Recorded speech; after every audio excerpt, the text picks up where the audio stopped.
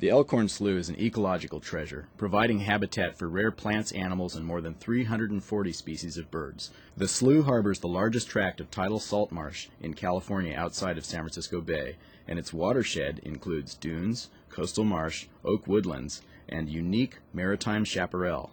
Elkhorn Slough is a research reserve and has a huge education component. They actually have a throughput of around 10,000 school children per year, a highly developed education program of training of teachers on Saturdays. The issue we hear over and over again from informal science educators in the field is how sad it is that the students that come on field trips at one time of the year can't revisit in other times of the year. And we hear from teachers also how important it is for students to repeatedly have exposures to the material in order to actually embed it into their learning.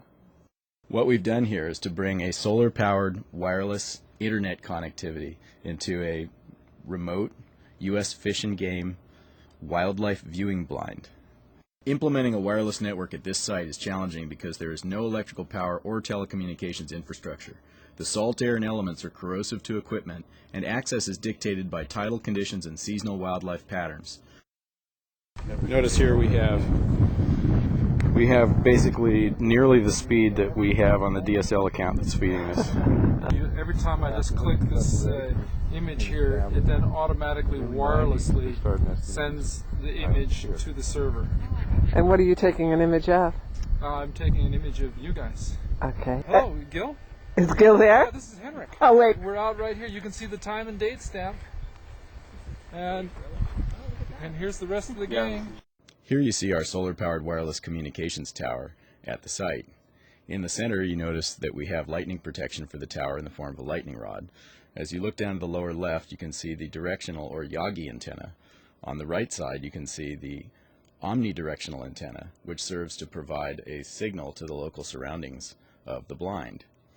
Panning down, you can see the weatherproof box that contains our access point, the solar array on top of the roof that's generating the power, and we're following the conduit down the tower that contains all the cabling for this installation.